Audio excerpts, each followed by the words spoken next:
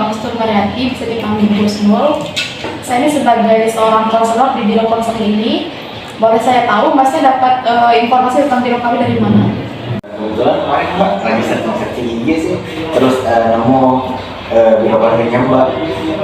Oh, jadi begitu Mas ya. Oh, jadi sebelumnya kita akan memulai tentang pemrograman dulu. Sama kita bisa membuat perjanjian di sini. Apakah Masnya akan melakukan konseling selama beberapa menit, kemudian juga beberapa hari dalam seminggu, gimana Mas? Gitu ya Mbak. Jadi kalau boleh tahu proses perjanjian itu kayak gimana sih? Jadi begini Mas, kita kan di sini sebagai istilahnya untuk menjelaskan isi Mas, pastinya Mas di sini bawa masalah. Jadi kita menawarkan ada beberapa sesi. Yang pertama itu kita cuma kenalan doang atau sekedar bincang-bincang kayak gini. Kemudian untuk waktunya Mas bisa pilih apakah 25 menit, 30 menit sampai 1 jam. Bagaimana Mas? Ya Mbak, ininya kan sebelum saya pilih waktu, kebetulan saya juga kerja Mbak dari pagi sampai sore. Mungkin saya bisa ambil waktu yang paling singkat aja Mbak, 25 menit. Kalau boleh tahu itu hari apa aja Mbak menerima pelayanan? Di sini Mas, biro kami membuka dari Senin sampai Sabtu. Tetapi jika memang Mas berkenan di hari libur, kita juga bisa. Ya Mbak, saya juga pastinya nanti saya nggak bisa dapat izin dari kantor atau pulangnya nggak telat. Mungkin saya bakal banyak ngambil waktu di hari libur atau hari Sabtu atau Minggu aja. Soalnya nanti kalau kita punya bisa hadir di hari Senin nanti. Gitu Mas, jadi kita bisa mengambil hari Sabtu ya Mas ya. Terus untuk waktunya kita bisa pakai 25 menit. Oke. Jadi di sini yang pertama saya akan menjelaskan dulu tujuan dari konseling sendiri. Konseling itu merupakan cara atau layanan kami untuk menyelesaikan masalah dan juga solusi. Di sini sebenarnya Mas punya permasalahan kan ya? Iya. Kalau saya tahu mau tanya apa Mas? Ada sih Mbak, saya lagi ada masalah. Saya lagi masih bingung nih. Tapi kalau mau cerita tuh kayak berat banget Mbak. Kayak belum bisa cerita ke orang. Lagi banyak pikiran sekarang soalnya Mbak. Jadi gini Mas, kita kan juga sebagai pemberi layanan jasa, kita tuh punya aturan sendiri. Jadi di sini kita menjaga kerahasiaan Mas karena kita juga punya asas. Kemudian kita juga tidak akan memaksa jika Mas tidak mau mengungkapkan itu. Tapi kan di sini untuk perancangan konselingnya kita bisa mulai dengan cerita dulu kan biar lebih rileks juga. Ini Mbak, kalau misalnya di salah satu pertemuan saya nggak bisa hadir itu, apakah saya harus membatalkannya atau diagendakan ke hari lain? Jadi begini Mas, jika sekiranya Masnya berkenan hadir, maka secepatnya hubungi saya karena kan kita juga sama-sama punya jadwal tuh. Jadi di sini kita akan masuk program itu sendiri. Terus tujuan dari konseling kita juga untuk Masnya bisa mandiri dalam masalah, kita juga bisa mengambil keputusan sendiri. Jika mungkin sekiranya Mas punya unek-unek nih atau apa, silahkan diceritakan. Ini Mbak, sebenarnya itu saya mau nikah, calon sudah ada, dan kedua belah pihak dari keluarga kami sudah setuju akan pernikahan itu. Tapi gimana ya Mbak? Maksudnya Mas, apanya sih yang gimana? Kita kok bisa saling sharing di sini, nggak apa-apa Mas. Kita kan juga udah saling jaga rahasia. Tapi kalau misalkan Masnya nggak mau cerita, nggak apa-apa. Tapi kan untuk lebih apa ya? Biar kita juga lebih bisa menemukan solusi gitu Mas. Kan kita saja.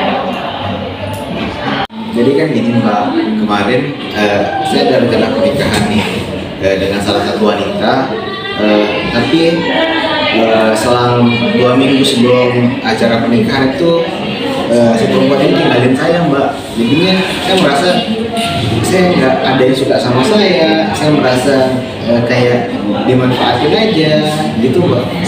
Kok bisa gitu Mas? Apakah sebelumnya Mas juga pernah mengalami hal tersebut sehingga Mas bisa bilang kalau nggak ada yang suka sama Mas? Enggak, jadi di 2019 itu saya pernah menikah, tapi pacar saya tuh meninggalkan saya. Dan dari keluarga si perempuan tidak merestui saya karena di situ saya belum memiliki pekerjaan. Jadi gitu ya Mas. Boleh saya tahu sekarang Mas kerja apa? Sekarang Mbak saya kerja di salah satu gudang penyimpanan yang ada di Mataram. Itu ya Mas, kalau boleh tahu sekarang Mas lagi ada dekat sama siapa gitu, misalkan sama cewek mau siapa? Kalau sekarang sih Mbak nggak ada. Gitu. Apakah Masnya takut akan kejadian seperti yang sebelum-sebelumnya atau gimana? Iya sih Mbak, takut banget. Bisa Mas ceritakan gimana perasaan Mas ketika mengalami hal tersebut? Jadi gini Mbak, saat saya dapat kabar pacar saya itu mau nikah, yang namanya remaja sih Mbak, kita tuh amburadul, nggak karuan, perasaan tuh kayak sesak di dada, semua nafsu makan nggak ada, nggak mau ngelakuin apa-apa, kayak nggak ada mood sih Mbak, kayak putus asa gitu. Kita sayang sama orang tinggalin. Ya Mas, saya mengerti apa yang Mas rasakan, walaupun saya juga belum pernah mengalami. Mungkin ada lagi yang mau Mas sampaikan tentang keluh kesahnya atau emosi-emosinya Mas? Oh iya Mbak, jadi gini Mbak, saya sekarang sudah menginjak 30 tahun Mbak. Saya ingin seperti saudara-saudara saya, teman-teman saya yang sudah menjadi keluarga. Tapi ketika saya mau membangun hubungan sama sebuah wanita, mungkin memiliki ketakutan sendiri Mbak. Ketakutan seperti yang pernah saya alami, ketakutan yang gimana, yang entah dalam proses saya tuh kayak takut banget mengenal perempuan lagi, takut dikecewain lagi sih Mbak. Oh, jadi begini Mas, Masnya kan punya keinginan untuk punya hubungan sama orang lain, sama wanita lain nih. Terus, tapi Mas punya ketakutan sehingga tidak berani membangun hubungan. Jadi gini Mas, kita kan hidup di dunia ini nih, walaupun kita udah punya hubungan, punya rencana, ada bersama keluarga, sama seorang, sama teman gitu dah, itu pasti akan ada yang namanya perpisahan atau ada salah satu yang bisa mengecewakan kita.